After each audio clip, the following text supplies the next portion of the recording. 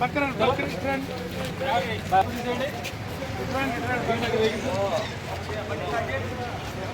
ఒక మాట చెప్తాను.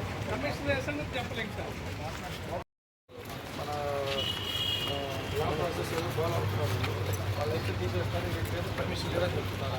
పర్మిషన్ ఉంది sir. Due process of law చెప్పింది ఆయన. డ్యామేజ్ అయింది, మీరు తీస్తే ప్రాపర్ డ్యామేజ్ అయింది. అతను కట్టి 3 సంవత్సరాలను పెట్టుకోడు. తను కడతానంటే మీరు కట్టించుకోవట్లే, ఉద్దేశపూర్వకంగా తొలగించాలంటున్నారు. ఇంకొకరికో ఇవ్వాలన్నవి ఇంకొకరికి ఇవ్వాలని మీరు మరి అవి అందరూ ఒకసారి పెట్టుకునే వీళ్ళకి అసలు సిఆర్టీసీ వీళ్ళకి ఏం పర్మిషన్ లేదు. ఇప్పుడు చేసింది కదండి, దీనికైతే పర్మిషన్ ఇవ్వలేదు. దీనికి మీరు ఫస్ట్ తీయమంటే కోర్టుకు వెళ్ళారు. ఈ 4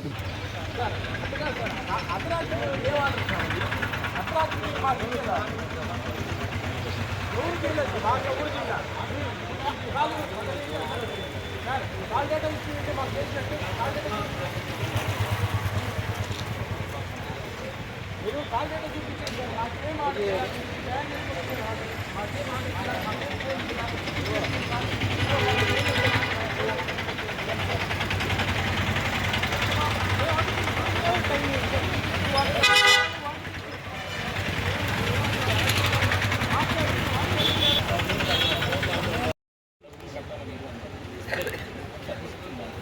తద్వారా దాన్ని గురించి దానివల్ల వాటి వాడి జరిగినా కానీ సామాన్యం చేసింది కాదు.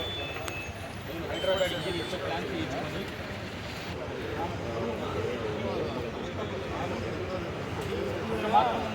ఊళ్ళాడినా కానీ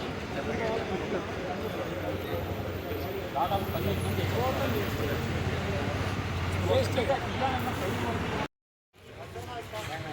మంచి పాలన చేస్తున్నారు. పక్షపాత ధోరణి, పేద వర్గాలంటే మైనార్టీలన్నా అంటే ఇప్పుడు ఎంత చులకనో అర్థమవుతుంది. ఈ ఫ్లెక్సీ బోర్డులు కార్పొరేట్ కంపెనీలకు మాత్రమే ఉన్నాయి. ఒక 4 బోర్డులు 3 సంవత్సరాల నాడు అనుమతి చేసుకోవచ్చు. చాలా భాష ఒక 4 బోర్డులు పెట్టుకుంటే కన్ను గుట్టి అవి చూడలేక అవేమి మా పార్టీ ఫ్లెక్సీలు లేవు అక్కడ. దాని మీద అతను బతుకు తెరువుకు ఆ రోజు పర్మిషన్తో పెట్టుకుని తీసుకెడతానయ్యా అని చలానా అడుగుతుంటే చలానా మున్సిపాలిటీలో కట్టించుకోరు. ఆ ప్రాపర్టీని పావలా గడుగుతారు. కోర్టుకు వెళ్ళారని మాది నోటీసులు ఇస్తుంటే కోర్టుకు వెళ్ళారని కక్షతోటి దౌర్జన్యపూరితంగా ఈ ఒంగోలులో ఉన్న కోర్టులన్నీ ఒంగోలులో అట్టనే ఉన్నాయి. వాళ్ళు వీళ్ళకి ముడుపులు ఇచ్చారు కాబట్టి, ఇతను కొద్దివాడు ముడుపులు ఇవ్వలేడు కాబట్టి ఇతను అడ్డంగా కనపడుతున్నాడు ఈ ప్రభుత్వానికి. ఒక దౌర్జన్య హింసా ప్రవృత్తి కలిగిన నాయకత్వంగా ఉంది ఒంగోలు ఎమ్మెల్యే గారు. ఇది మీకు మంచి పద్ధతి కాదు. రౌడీజాన్ని ప్రోత్సహిస్తున్నారు. పోలీసులను అడ్డు పెట్టుకొని దౌర్జన్యం చేస్తున్నారు. డిపార్ట్మెంట్లను అడ్డం పెట్టుకొని దౌర్జన్యం చేస్తున్నారు. మొన్నటికి మొన్న అక్కడ కార్మిక నగర్లో ఇల్లు కూల్చారు. ఇల్లు కూలిస్తే ఎవరి ప్లాట్లు అప్పచెప్పారు? ఎవరికి ప్లాట్లు అప్పచెప్పలే. మొత్తం కబ్జా చేసి కంచేశారు. ఎప్పుడో 40 సంవత్సరాల నాడు కొనుక్కున్నాలి అని చెప్పి ఒకటి కంచేస్తాడా? వాళ్ళెవరో తీసుకొచ్చి వాళ్ళ ప్లాట్లు వాళ్ళకి అప్పచెప్పమని, మిగతాది ఏదో ఉంటే పేదలు అక్కడ ఉంటారయ్యా, నిలువు నీడ లేని వాళ్ళని చెప్తుంటే కనికరం లేకుండా దుర్మార్గంగా పేదలంటే అలుసుగా ప్రవర్తిస్తున్నారు. నిన్న అక్కడ నెల్లూరు బస్టాండ్లో అందరూ వైశ్యాస నివాసం ఉండే అపార్ట్మెంట్, రాజమాత అపార్ట్మెంట్. ఏ సెల్లర్లో అయినా అపార్ట్మెంట్ కింద షాపులకు అనుమతి ఉంటుందా? ఆ రోజుల్లో ఏదో కట్టుకున్నారు, తప్పని కొట్టేశారు చట్ట ప్రకారంగా. వాటికి ఒకడు పోయి గేట్లు వేస్తాడు. అంటే నోరు లేని వాళ్ళు అంటే వయస్సులు అన్నా లేకపోతే ముస్లిమ్స్ అన్నా ఎవరికో లాభం చేసి పెట్టాలని ఇవన్నీ చేస్తున్నాం ఎమ్మెల్యే గారు. ఇది నీ కఠిన వైఖరే నిదర్శనం. ఇది కమిషనర్ గారికి మంచిగా అడిగాం, 1 వారం టైం ఇవ్వండి. ఆ కక్కుర్తి పడేవాడు ఎవడో మాట్లాడుకుంటాడు, థర్డ్ పార్టీ ఎస్టిమేషన్ ఇచ్చి వాడికే ఇచ్చేస్తామని చెప్పాం. కోల్చాలని, నిలువున పడేయాలని, వాళ్ళు మైనార్టీలు కాబట్టి అనాలోచితంగా వాళ్ళ ఆస్తిని ధ్వంసం చేయాలని పేదల జోలికి వెళ్తా ఉన్నారు. ఇది దుర్మార్గం. ఇది ఎల్లకాలం మీ ప్రభుత్వం ఉండదు. ఉద్యోగస్తులు కూడా చెప్తున్నా, మీరు అన్ని ప్రభుత్వాలు ఉద్యోగం చేయాలి. న్యాయాన్యాయాలు విచక్షణ లేకుండా ప్రవర్తిస్తున్నారు.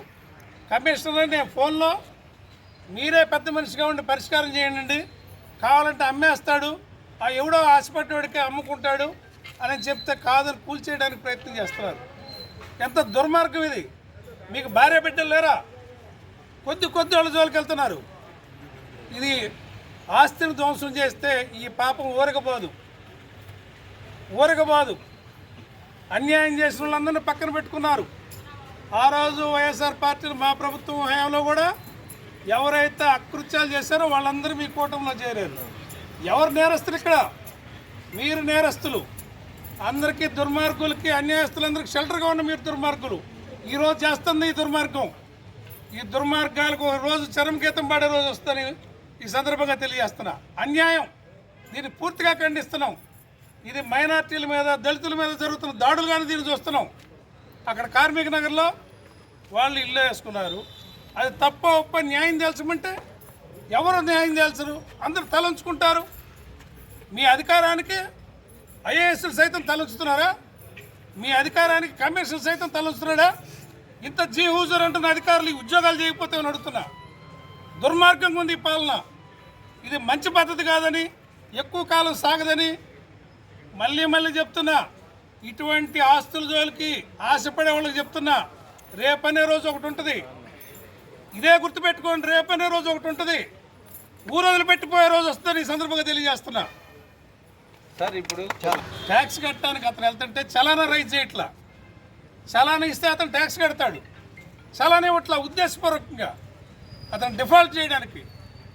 బ్యాంకులో కట్టడానికి పోతే కాదు కదా, అకౌంట్ ఉండదు కదా. మున్సిపాలిటీలు చలానా రైజ్ చేయాలి. చలానాలు రైజ్ చేయకుండా కేవలం పడేయటం కోసం టీపీఓ సైన్ చేయకుండా వాళ్ళకి అన్నీ తెలుసు అక్రమాలు. జీ హుజూర్ అంట వాళ్ళు చెప్పిన వాటన్నిటి తప్పులకి వీళ్ళు చేసే తప్పులు కూడా ఉన్నాయి కదా. ఈ మున్సిపాలిటీ వాళ్ళు 20 అడుగుల రోడ్లో 5 అంతస్తులు ఇస్తారు పర్మిషను. 20 అడుగుల రోడ్లో సెట్ బ్యాక్లు లేకుండా 5 అంతస్తులకు ఇస్తారు పర్మిషను. వీళ్ళు చేసే అక్రమాలకి ఆడ తలంచాలా. వీళ్ళు దొంగలు పంచుకున్నట్టుగా పేదోళ్ళ జోలికి వస్తున్నారు. వాళ్ళు తింటున్నదంతా చెప్తాం. వీళ్ళంతా అవినీతి చేస్తున్న అందరికీ అర్థమవుతూ ఉంది. కానీ అవినీతి చేసింది కాకుండా పేదల జోలికి రావటం, చిన్న వాళ్ళ జోలికి రావటం, వాళ్ళ ఆస్తులు ధ్వంసం చేయటం, కనికరకం లేకుండా ప్రవర్తించడం అనేది దుర్మార్గం, హేయమైన చర్యని ఖండిస్తూ ఉన్నాం. దీంట్లో ఎమ్మెల్యే గారి పాత్ర ఉందంటారు మీరు? 100కి 100 పాళ్ళు ఎమ్మెల్యే గారు ఆజ్ఞ లేనిది ఇంత జరగదు. కార్మిక నగర్లో 70 ఇళ్ళు కూల్చివేస్తే తనకు తెలియకుండా జరగదు. రాజమాత అపార్ట్మెంట్లో గేట్లు వేసి వాళ్ళ అపార్ట్మెంట్లో వాళ్ళు బయటకు రానికపోతే అది ఎమ్మెల్యేకి జరగకుండా జరగదు. ఇది ఒంగోలులో చేమ చిట్టుకుమన్నా మేము చెప్పాలా మీరు చేయాలన్నట్టుగా నడుస్తుంది రాజకీయ వ్యవస్థ. ఏ అధికారి వాళ్ళు సొంతంగా పనిచేయట్లా. అధికారులు చేతి వాటానికి వాళ్ళకి తలుచుతున్నారు. వాళ్ళు ఒకటై పేదల జోలికి వెళ్తున్నారు. ఇది తప్పని ఈ సందర్భంగా తెలియజేస్తున్నారు. అంటే వీళ్ళ ఎన్ని బోర్డులు ఉన్నాయి, అన్నిటికీ టైం అయిపోయింది. న్యాయం ఒకటి ఉండాలా. అన్నిటి టైం అయిందిగా. వాళ్ళకి చాలా కట్టించుకోయింది, ఈయన కట్టినట్టు అయింది. ఎందుకు కట్టండి? ఇప్పుడు ఈయన కడతాం స్పాట్లో డబ్బులు. దుర్మార్గం ఇది ట్రాఫిక్ అడ్డమా? అవి అడ్డం లేవా? ఈ బోర్డుకి ఆ బోర్డుకి ఏంది ఇప్పుడు ఇచ్చింది?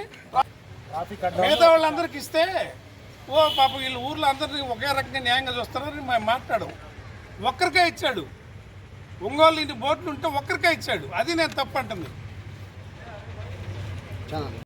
గత 25 సంవత్సరాల నుంచి రాయల్ యాడ్స్ అనే పేరు మీద నేను బోర్డింగ్స్ అవి వ్యాపారం చేస్తున్నానండి. నేను ఎప్పుడు కానీ ఇలాంటి ఇప్పుడు జరుగుతున్నటువంటి ఈ కూటమి ప్రభుత్వంలో నా మీద కక్షపూరితంగా ఈ బోర్డులను తొలగించమని చెప్పి నా బోర్డులో నాకు నోటీస్ ఇవ్వకుండా, నేను వాళ్ళు ఇచ్చిన ఇంటిమేషన్ లేకుండా వాళ్ళు పోలీసు సిబ్బందితోటి వచ్చి మమ్మల్ని అడ్డుకొని బోర్డులు మొత్తం తొలగించడానికి ప్రయత్నిస్తున్నారు. నేను గత 20 సంవత్సరాల నుంచి ఇదే వ్యాపారంలో ఉన్నానండి. కానీ ఎన్నో ప్రభుత్వాలు మారినాయి, ఎప్పుడు కూడా ఇలా మమ్మల్ని ఇబ్బంది పెట్టిన దాఖలాలు లేవు. వాంటెడ్లీ నాకు చాలామంది ఫోన్లు చేసి బెదిరించడం, మాకు ఈ బోర్డులు ఇచ్చేయమని చెప్పి మేము ఒప్పుకోకపోయేసరికి వాళ్ళు ఇట్లాంటి చర్యకు దిగారు. నేను లాస్ట్ టైం వాళ్ళు నోటీస్ నాకు ఇచ్చినప్పుడు నేను కోర్టు ద్వారా సంప్రదించడం జరిగింది. కోర్టు వాళ్ళు నాకు అన్ని నేను కట్టిన స్లిప్పులు వాళ్ళకి మున్సిపాలిటీలో సబ్మిట్ చేసినవన్నీ వాళ్ళ కోర్టులో నేను సబ్మిట్ చేయడం జరిగింది. అక్కడ నుండి కోర్టు స్టే ఆర్డర్ కూడా ఇచ్చింది. తర్వాత వీళ్ళు కోర్టు ఆర్డర్ని ధిక్కరించి ఫ్లెక్సులు వాళ్ళని పిలిచి వార్నింగ్ ఇవ్వడం కూడా జరిగింది.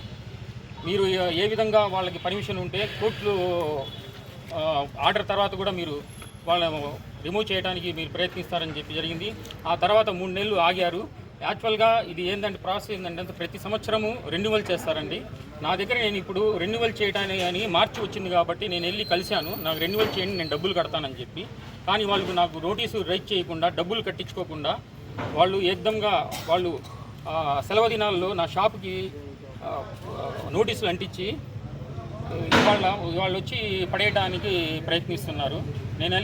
నేను వాళ్ళని అడిగాను. వాళ్ళు అడిగినా కానీ మేము కమిషనర్తో మాట్లాడుకోండి, కమిషనర్ చెప్పారు మేము చేస్తున్నాం అంతే అని చెప్తున్నారు.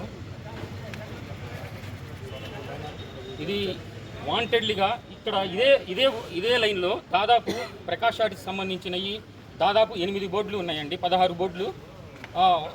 ప్రైడ్ మీడియా అని చెప్పి ఇప్పుడు చూడండి, ఇది యాక్చువల్గా దీనికి పర్మిషన్ కూడా లేదండి. ప్రైడ్ మీడియాకి సంబంధించిన బోర్డులకి నా లాలీపాప్లు అని చెప్పి ఇదే విధంగా మైనార్టీ, ఇదే మన మైనార్టీ మా ముస్లిమ్స్ అతనే వాళ్ళు చేసుకుంటుంటే వాళ్ళని తొలగించి వాళ్ళు తీసుకోవడం జరిగింది. ఇప్పుడు నేను మైనార్టీ కాబట్టి నాకు కక్షపూరితంగా నా మీద వాంటెడ్లీ, నేను ఏ పార్టీలకి సంబంధించింది కాదండి, వాంటెడ్లీ నా మీద నేను మైనార్టీకి సంబంధించిన మనిషిని కాబట్టి నేను మా బోర్డులు ఉండకూడదు అని చెప్పి నేను అప్పటికి అడిగాను. నాకు 4 రోజులు టైం ఇవ్వండి, నేను తీసేస్తాను. దీని మీద నా జీవితం మొత్తం ఆధారపడి ఉంది. నేను అప్పులు చేసుకొని వచ్చి నేను 40-50 లక్షల దాకా నేను దాని మీద పెట్టుబడి పెట్టున్నానండి. నేను వాళ్ళని బతిమలాడటం కూడా జరిగిందండి కమిషనర్ గారిని. నేను ఒక 4 రోజులు టైం ఇస్తే నేను ఎవరైతే బిగిచ్చారో నేను అంటే అవి చెడిపోకుండా నేను తీసుకొని నేను జాగ్రత్తగా నేను చేసుకుంటాను సార్. నాకు జీవనాధారం దాని మీదే నేను బతికేది, మా పిల్లలు సార్. ఇప్పుడు ఎవరైతే ఇది చేస్తున్నారో వాళ్ళకి నాది ఒకటే విన్నపం, మీకు భార్యా బిడ్డలు ఉన్నారు, మీకు ఫ్యామిలీలు ఉన్నాయి. ఆ దేవుడు మిమ్మల్ని చల్లగా చూడాలా. ఏంటంటే ఇప్పుడు మీరు ఏదో ఒక పబ్బం గడుపుకోవడానికి మీ ఇట్లాంటి పనులు చేస్తున్నారు, కానీ నా పూర్తి జీవితం దాని మీదే ఆధారపడి ఉందండి. నేను ఎన్నో బాధలు పడి మాకు ఎన్నో రకరకాలుగా అప్పులు చేసి మా పిల్లల చదువులకు గురించి ఇప్పుడు దీని మీద నా బిడ్డల చదువులు ఆధారపడి ఉన్నాయండి. దానికి వీళ్ళు చేసిన పనికి నేను ఎప్పుడో మా అబ్బాయి చదువు పూర్తయి మనం బయటకు వెళ్ళాల్సి వస్తే ఈ ఒక్క దీనివల్ల నా మొత్తం డబ్బులు ఆగిపోయి నేను చాలా ఇబ్బంది పడ్డాను. ఆ అబ్బాయి చదువు కూడా ఆగిపోయింది. నేను ఇప్పుడు నేను ఏది నా జీవితం గడవాలన్నా దాని మీదే నేను బతకాలా. కానీ ఇలాంటి ఇది కరెక్ట్ కాదండి. నేను విన్నవించుకోవడం ఏంటంటే నాకు టైం ఇవ్వండి. మీరు సరే నాది పర్మిషన్ లేదు అని మీరు అంటున్నారు, ఓకే నేను కాదన్ను. కానీ మీరు పర్మిషన్ లేదు కాబట్టి నాకు ఒక 4 రోజులు టైం ఇవ్వండి, నేను తీసుకొని నేను పక్కకి వెళ్ళిపోతాను. లేదా మీరు దీని గురించి ఎవరైతే మీరు ఆరాటపడుతున్నారో వాళ్ళకి ఇచ్చేయమన్నా నేను ఇచ్చేస్తానని చెప్పి నేను చాలా విధాలుగా ప్రాధాయపడ్డాను. కానీ వాళ్ళు కనుకరించలేదు. వాళ్ళు అనవసరంగా వచ్చి మొత్తం రిమూవ్ చేయడానికి ట్రై చేస్తున్నారు. కానీ నేను కోరుకునేది ఏంటంటే ఇది సరైన పద్ధతి కాదు. నేను ఒక సామాన్యుణ్ణి, నా మీద మీ ప్రతాపము చూపించాలని మీరు అనుకోవడం ఇది చాలా తప్పు. దయించి ఎవరైతే వాళ్ళు ఉన్నారో నేను కోరుకునేది ఏంటంటే నాకు 4 రోజులు టైం ఇవ్వండి అని చెప్పి నేను కోరడం జరుగుతున్నాను.